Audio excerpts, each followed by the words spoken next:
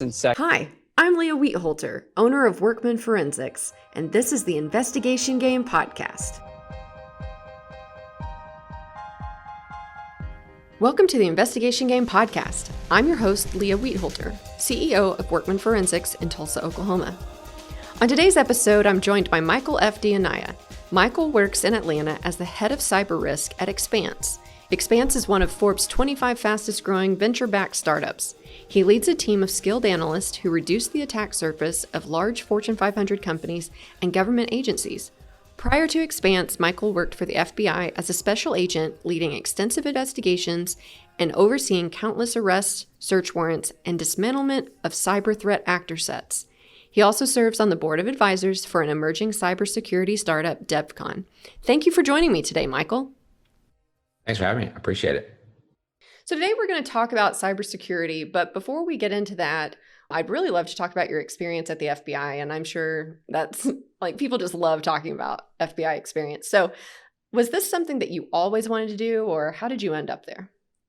That's a great question. I do get asked that quite frequently. I just kind of applied and hired me. I never thought about working there. Just kidding. Something I always wanted to do. I remember my first exposure to FBI personnel was when I was in high school. I went to, what was it called? I think it was it was like a cafeteria style restaurant. I forgot what it's called. Anyway, Hometown Buffet. That's what it was.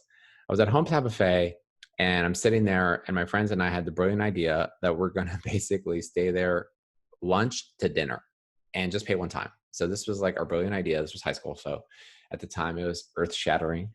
And we made this revelation there. I was just like, oh my God, we just stay here. We just pay once. And literally it was kind of funny looking back at it. Anyway, so walk in a SWAT team. And I didn't know they were SWAT at the time. I just knew there were a bunch of guys wearing all black. FBI at the time were all black. They no longer do that now. But they walked in wearing all black and there was a SWAT team and they just had FBI on their shirts. And I was just like, oh my God, this was El Paso, Texas. And I was just like, this is amazing. So it was one of the first interactions I had. And at the time, I didn't have the courage to go up to any of the agents and introduce myself or talk to them.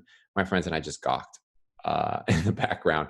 But anyway, so that was my first real exposure to the FBI. And side note, in case you're wondering, we didn't stay till dinner. I had a orthodontist appointment, so we had to break from our plan. So it was my first exposure. Fast forward, I graduated, went to go to work in the private sector, didn't really find it as rewarding as I thought it would be, and ultimately wanted to do something that created more of an impact and allowed me to really help people. One of my underlying desires is to help people. And so I decided what better way to do it than apply for the FBI. So I did, I was accepted. It was a very intense process through the selection process, probably the most difficult selection process that you can go through. It was one of those things that at the end of the day, when it came out the other side, it was such a feeling of fulfillment. I felt very rewarded afterwards. And then being in the Bureau was really an amazing experience. I was there for about 14 years total. And I loved every moment of it. Just fascinating to some of the work I did and some of the exposures and experiences I was able to have there. Again, couldn't have it anywhere else. So I loved my time there. Was your degree in computer science or cybersecurity or something related? Kind of. So it was in business computer systems, which is akin to MIS or management information systems. So it was like computer science light taught out of the business school. It's very common. And so I had a major there and a major in finance and a minor in communication. And so my first job was as a software developer. I was a programmer. So that is really what helped me get into the Bureau was that background in software development. Because at the time, and they still are, looking for people with that background. Yeah, I remember that being one of the options, and that was the option I crossed out. So what types of cases did you work while you were with the Bureau? So almost the entire time I worked cybercrime or cyber related cases. And by that, I mean principally data breaches, network intrusions, business email compromises, everything that essentially used a computer. I was basically working. I tend to work more sophisticated cases. So the more sophisticated data breaches that involved an international nexus, which most of them do, but basically the ones that are very difficult to solve, they brought me in to deal with most of those. That was kind of my specialization while I was in Los Angeles, where I started. And then I promoted to other positions in the bureau. I eventually left running a squad out of Atlanta, where I live today. And I was managing a group of agents, data scientists, and analysts, basically going after a multitude of various threat actors, from nation state actors on the cyber front to criminal actor sets, to even more advanced, prolific people who were facilitating schemes that I really can't talk about because they were still ongoing. But it was just very interesting, and there's a lot of complexity associated with these types of cases, more so than other criminal cases. If you think about it, these individuals who are facilitating criminal schemes in the cyber arena tend to be more sophisticated. There's a layer of anonymity associated with using cyber-related techniques that other criminals aren't afforded. So if you think about, you go in to rob a bank, there's cameras, it's a very low-tech type of crime, versus you go in and take more money, if not 10, 20, 30 times as much, through a data breach, much more sophisticated and much harder to identify and track down. But anyway, that was one of the things I specialized in when I was with the FBI. Yeah, that's cool. So do you have a favorite case that you can talk about? Oh man, favorite case. That's an interesting question. I have a number of cases that come to mind. I can tell you like one of my more enlightening moments in my tenure with the Bureau. And one was my favorite case. It was just one of those more moments that stuck with me. I still remember literally like it was yesterday. It was a very low tech crime.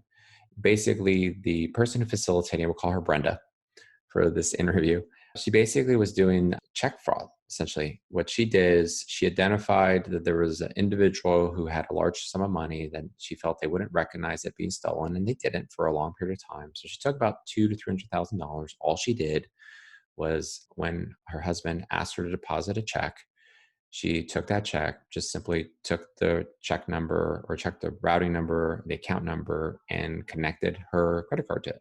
Very simple. And she used it to pay down a lot of credit card debt she had accrued. And that she took about, I think, $200,000 to $300,000. The individual who was being victimized is a very wealthy individual and didn't even notice this was missing or happening until his accountant presented this to him. And he's like, oh yeah, it's not me. Fast forward, present it to us. And so this is a very simple case. We went out, talked to her, and it was very fascinating. This really started me really thinking about the mindset of the criminal. But as we're interrogating her in a Starbucks, so it's weird. It's like a surreal scene. We're in a Starbucks. She agreed to meet us there, and we're about 70 or 80 miles outside of Los Angeles. So we're waiting there. She arrives. We're talking with her. She's playing dumb, which, I mean, obviously, why would you ever admit to what you're doing? So she's playing dumb as if nothing happened. So we're talking to her. She's now starting to identify that we know what she did. We present her with evidence, key findings, facts, using a lot of techniques that I learned and cultivated in the Bureau, really connecting with her. Everything's working well. Her husband arrives. And so my partner basically takes him and sits at another table while I continue the interrogation. The interrogation, the way it sounds from her perspective, is more of a conversation. Okay. In reality, I'm implementing a lot of techniques that I'm building rapport and helping her feel more connected with me so she can share. So, but anyway, from her perspective, this is simply a conversation. So eventually her husband gets up, walks over to her and says, hey, I feel like I need to be here. And she looks at her watch and it's around close to 3 o'clock. She's like, honey, I need you to go pick up the kids. And this is a defining moment in this conversation. And again, like a movie, like it was playing out like a movie. He's like, no, I think I need to be here for this. Like, I really feel like I should be here with you while we're talking to you. And she's like, no, trust me, it's okay. It's just a misunderstanding. I have it under control. So then he reluctantly leaves. And at that moment, she confessed. She just says, okay, here, you're right. I did that. She explained to us that one of her justifications was that she took a lot of debt. She had multiple academic degrees. I don't recall if she had a PhD, but I know she had multiple master's degrees, like multiple masters, like 2 or 3 of them. I think 3. I remember it was overkill. I remember thinking at the time, it seems like you have too many master's degrees. Well, she made bad decisions. She had no criminal history. She was married, had 2 children. They were younger. And at the time I was single. I didn't have any kids. But when I left that interrogation, that interview, I felt like, you know what?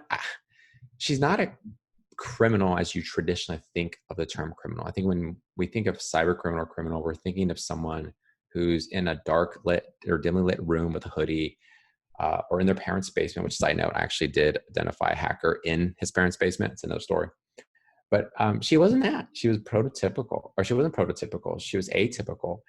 However, she started me thinking about the criminal mind, and it started me realizing, it took me down a path of really uncovering it's not so much that you're born with a predisposition. There is that element, but the vast majority of individuals I interrogated and interviewed, they weren't born with a predisposition. They made bad decisions, and there was a lot of context that surrounded their decisions.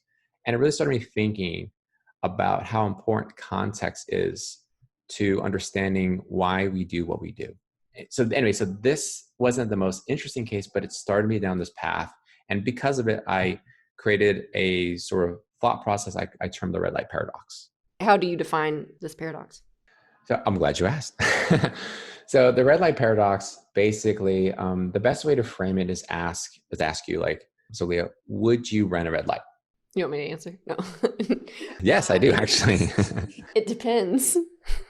That's a great answer. There's a high probability you intrinsically were leaning toward no, is my assumption.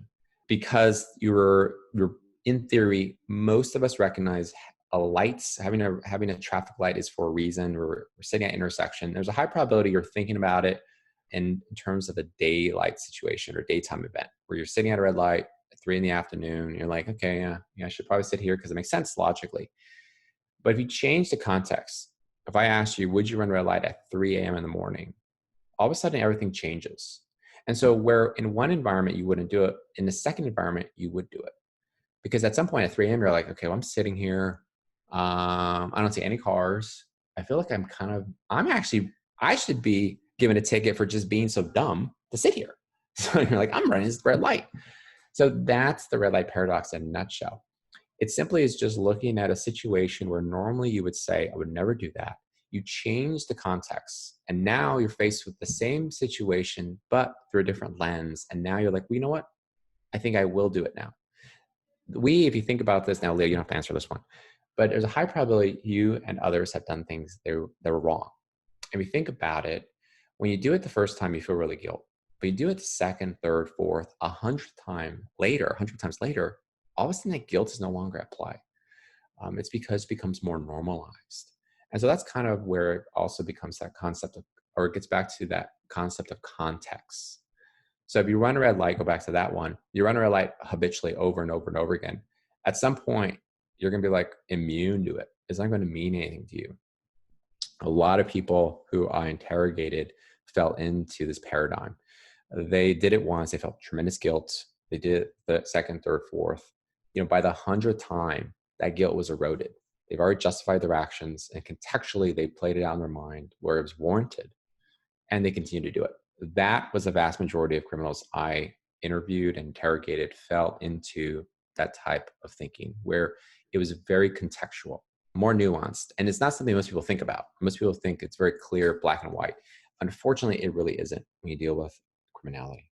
Yeah, so we talk about that a lot in the CFE, fraud space for sure, that so many white collar criminals, it's their first offense. Did you find that in the cyber world as well? Yes, and it's funny you say that because I'm willing to bet they're what in law enforcement circles call low-hanging fruit. So the ones that's your first offense, you make the most mistakes. If you think about it, if I were to ask you to bake, a lemon tart that you've never done before, you probably aren't going to do a great job of it. Same thing with criminality. If I were to tell you break a law or do something illegal, you're probably not going to be great at it the first time. However, if you've done it several times, 100 times later, and no one's caught you, you're probably gotten pretty good at your craft. So much harder to catch those individuals. But a lot of times I did interact with people who were probably deemed low-hanging fruit and that were easier to catch. The more sophisticated, the more hardened criminals and the people who really thought through their craft, much, much harder to find. So having worked financial crimes for the majority of my career, I have like this go-to list of how certain businesses, organizations can protect their business from embezzlement, let's say.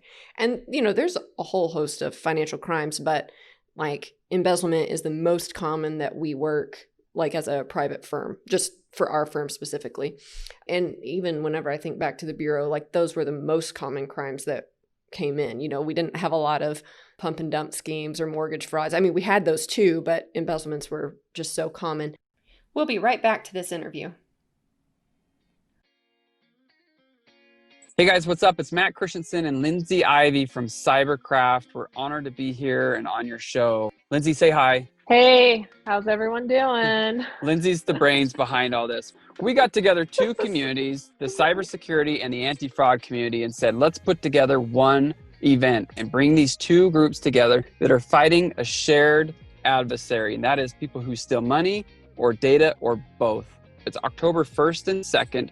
Registration is completely free. Go to cybercraftsummit.com. You'll be able to register for free and attend as many courses as you can day and night for those 2 days. And you're going to be able to earn up to 19 CPE credits for free. Our keynotes are amazing. They're Forbes Tech Council speakers. They're leaders in this space. We even have the man who busted Bernie Madoff. Many of your listeners will know that as Frank Casey. Please join us October 1st and 2nd. Cybercraftsummit.com. We hope to see you there. Thanks, guys.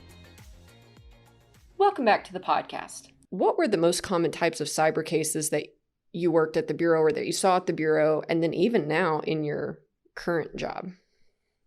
So it really comes down to the big three. The big three cyber cases that really affect people at large are going to be one, data breach. So data breach is one most people think about when they think of cyber. This is where someone comes in without authorization into a protected network and takes something of value. That's essentially what data breach is. That's a vast majority of what people perceive to be the most prolific type of crime. It actually isn't. The most prolific type of crime is business email compromise. The volume is just so high because it's so easy to do. What business email compromise is, and many of your listeners are probably aware of it, but for those of you who might not be, I'll kind of explain it. Basically, it's just social engineering. It's a situation where we'll say a situation comes up where, like, Leah, I'm going to pay you a certain amount of money for services rendered. And so another element comes in, we'll say the criminal, and they identify what's happening. And we'll say they make a compromise, a small compromise, where they're either going to take either a breach upon your email server or my email server. Now, you don't even need to do that. We'll say another technique, we'll say I'm starting off my business and it's very successful and I'm boastful, which a lot of startups are. And we're going to announce to the world, hey, we've just received $400 million of funding. If you think about what that is, it's really just telling everyone around you in a public setting, I got lots of money in my pocket. So anyone wants to steal it, it's in my pocket. And so that's what a lot of startups, when they make those announcements, they need to be aware that by doing that, you also tell the criminals, I have lots of money. So either way, at some point, someone identifies there's valuable information being exchanged between you and I. What they'll do is either through a direct breach or just trying to socially engineer one of us, they'll try to intercept that communication. And we'll say in this example, Leah, I'm going to pay you $100,000 for services rendered. They see that. They try to make the intercept and they act as me when they're not me. And so they'll tell you, hey, Leah, it's Michael. I changed my bank account. It's not the one you used to pay. It's this other one. So that's business email compromise. And now you in this situation, unassumingly, are like, oh, sure, Michael. And you just redirect funds. That was the most common crime that is being facilitated and the one that is the more prolific because it's so easy to do. And there's so many different variants of it. The other one is ransomware. So ransomware is whereby somebody comes in, they infiltrate a computer, principally, or a network, and they encrypt key components in that network, principally data. And that encryption prevents you from basically doing anything operating. It could encrypt your customer database. It could encrypt, like for you as an individual, your pictures, whatever you deem valuable. So it is impossible for all intents and purposes for you to unlock it without the decryption key. So in order to basically get the decryption key, they then proposition you for a proposal, pay us money, and then we'll decrypt the information we encrypted. So that's ransomware. So those are the big three cyber crimes that I dealt with when I was with the FBI and that are still extremely popular today. And my company, the one I'm currently with, we really help mitigate people for data breaches. We help identify their asset inventory, identify where all their assets are. And I can kind of dig in that deeper a little bit later if you like, sort of explain to you specifically what we do and why that is so important. Into that, I'm curious, what's your kind of go-to list to help people prevent or at least reduce their risk of these types of crimes? It depends, right? Depending on what the crime is, each are a little different. Kind of like a generic list I have, I can kind of enumerate to you. So one leads into sort of what my company does, but it's key for us to do, and even as individuals, but keep track of inventory, hardware, software that is on your company network. So you have to keep track of that, or in your personal connections. Like if you're a solopreneur, someone who operates their own business, and you're like, I don't really need to worry about cybersecurity. I got one laptop, and that's all I have. There's a high probability you actually have a lot more assets. So I had some conversations with individuals who feel this way, and then I started digging deeper. I go, where do you store your data? Like, well, technically I have this external hard drive, and then I store it in the cloud. Where's the cloud? Like, I don't know, Google or AWS, and they don't really quite know. And I asked them, where's that stored? They have no idea, right? Then I dig deeper. What do you have a website? Well, yeah, I have a website too. Do you have data there? Yes, I have data there. Do you have a point of sale system? And if they do, there's more data there. So you start digging deeper, there's a lot of data. So track that data is what's key. Develop a process for software installation for yourself or end users that are going to be part of your company. The other thing is patch all applications right away and do it on a regular basis. So whether you're, again, a solopreneur or you have a team of people, you want to patch all applications. One of the big components here, candidly, across the board is educate and practicing kind of good cyber behavior, including password management, identifying potential phishing efforts, tracking devices that connect to your network. So just really good cyber hygiene. That is really quite pivotal. Something else to do is constantly back up data. This really helps for ransomware attacks, and keep multiple copies of that data you back up. You might want to make sure you test that theory, because sometimes I've come to situations where companies or individuals feel like they have a backup in play, but they realized, well, they stopped backing it up because there was some sort of problem that occurred, or when they look at the backups, it was corrupted because they're not actively checking it. So it's one of those things you can't just put it in play and forget it. You have to sort of keep accounting or keep an audit trail of that to make sure to do some checks. So wait, hold on, does that backup still work? Let's bring that system back online to make sure everything's functioning as designed. So you want to make sure you check that. Some other basic components: create complex passwords. And I say passwords, more like passphrases. In theory, credential theft is extremely popular, but in theory, in the future, I think there's more of a thought process moving away from password management. So that'll be something that'll be coming down in the future. But right now, having complex passphrases is key. And the final thing I'll mention is you want to try to limit the number of administrative privileges, even if it's just your laptop. But definitely want to limit the number of administrative accounts you have on your network or your company infrastructure. Basically, what that does, it allows someone with administrative rights to do a lot.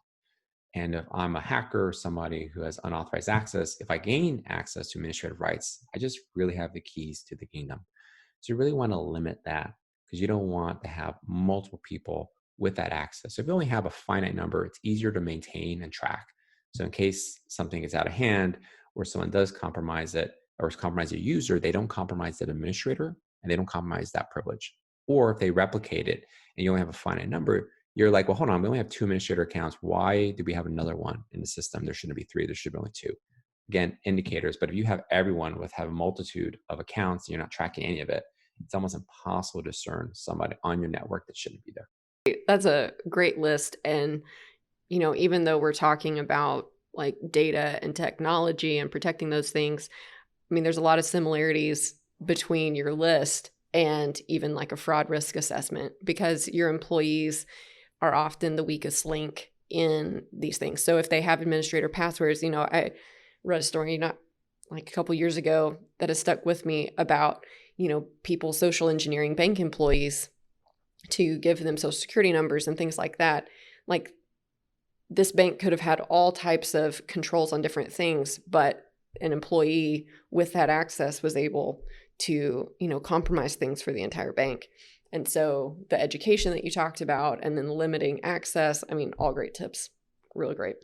So since leaving the FBI and now working at Expanse, what's your current focus? And then how does Expanse serve its customers? My focus is I run a team of very sophisticated analysts. And what we do is we help pull apart data that we're given by other elements of Expanse to help identify vulnerabilities within a company's network. That's what my team does.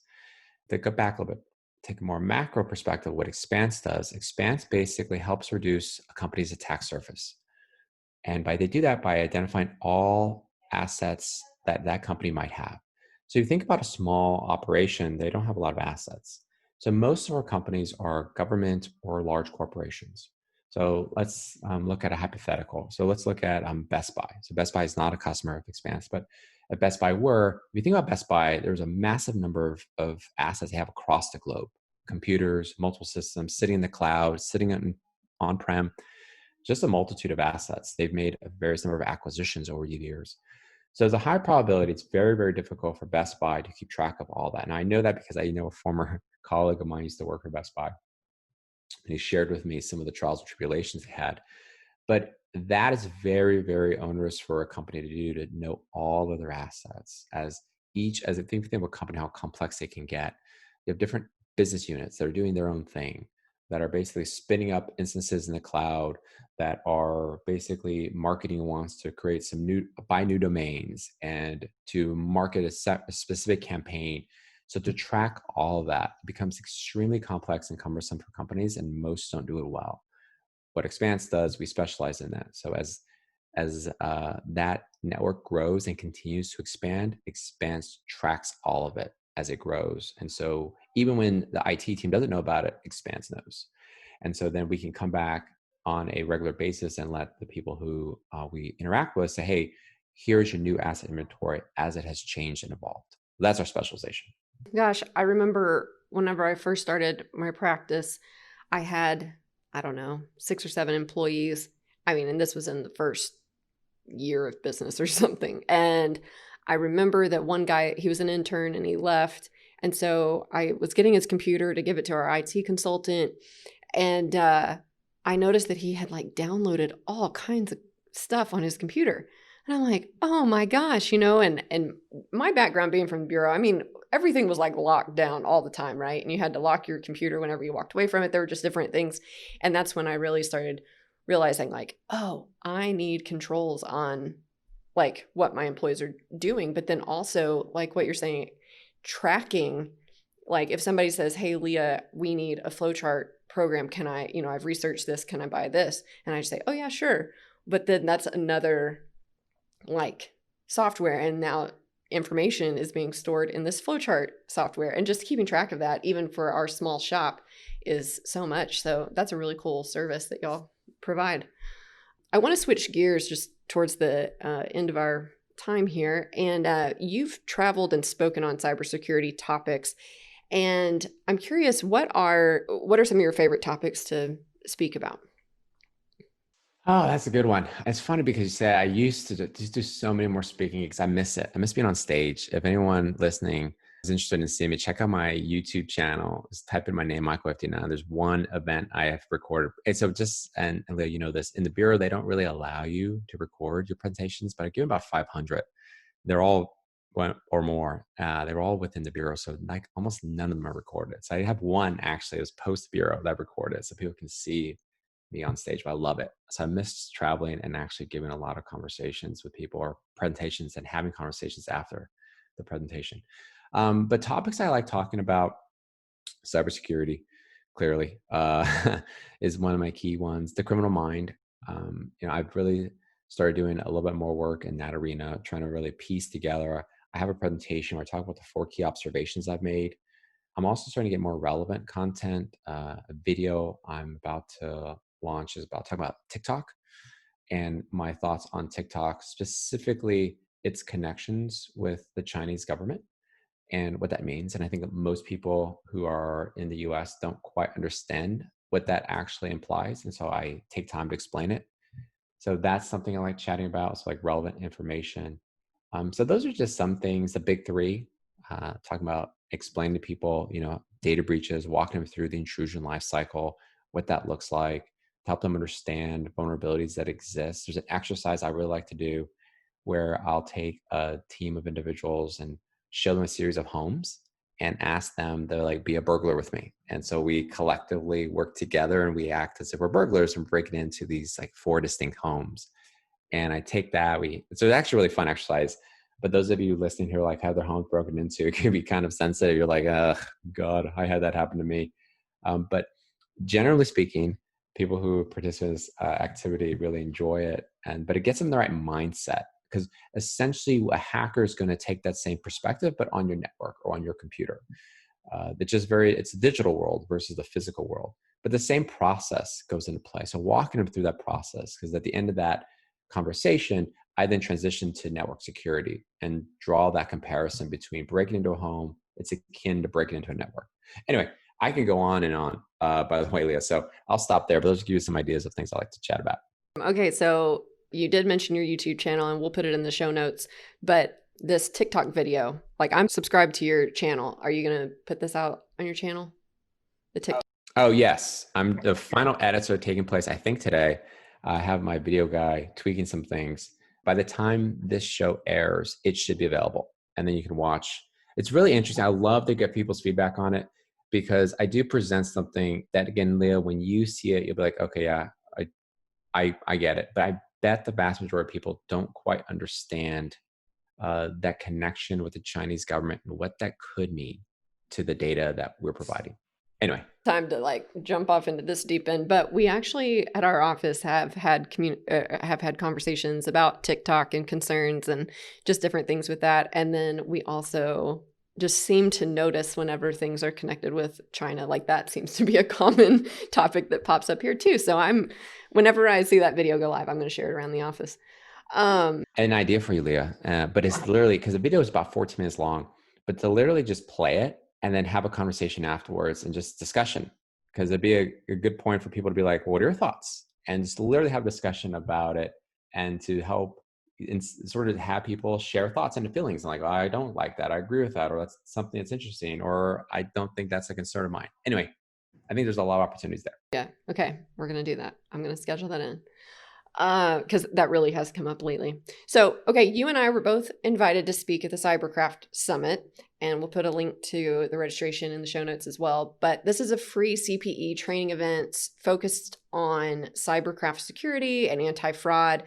I'll be presenting our newest investigation game called The Case of the Cash Flow Fiasco. It's going to be so fun. But I'm curious as to your session. What is your presentation topic, and what are you wanting? Our hopefully all of our listeners participate in this because it's free. But what are you going to be talking about in your session? So I want to be talking about the criminal mind. So this one is going to talk about those 4 key observations I mentioned before, except I'll dive into them. And so what I shared with you and your listeners, kind of like a preview, it'll be a full blown out discussion about these 4 key observations I made throughout my time and tenure, working my own cases, working other people's cases, and just sharing that with everyone. So I'm excited to sort of, again, hear if people have questions and concerns. I'm definitely open I'd love to get reactions from this stuff. That's honestly my favorite thing to do after presentations or events, is to hear how people heard what I said and then have a discussion. But anyway, that's what I'll be chatting about. Great. Hopefully we're not scheduled at the same time so that I can participate in your session too. Well, thank you so much for your time today, Michael. It's been a pleasure talking to you, and I'm looking forward to your session at the summit. And if our listeners are looking to connect, what is the best way to do so? So the best way to connect with me is LinkedIn. So LinkedIn, you can I show note it, I think, my link to LinkedIn. And then also, if you want to just sort of watch some of the content I've created, I'm starting to use YouTube as my platform to share information. Lots of topics on TikTok, but I talk about empowering your workforce and some of the complications there are with that. So a lot of different things. So find me on YouTube. Well, thank you again, Michael. It was great talking to you, and hopefully we'll talk again soon. All right. I appreciate it. Thank you for your time, and thank you, your listeners, for checking us out. I appreciate it. The Investigation Game podcast is a production of Workman Forensics. For more information about the topics we discuss on each episode, please visit workmanforensics.com. If you enjoy this podcast, please make sure to subscribe and leave us a review. You can also connect with us on any of the social media platforms by searching Workman Forensics. If you have any questions, comments, or topic ideas for the podcast, please email us at podcast@workmanforensics.com.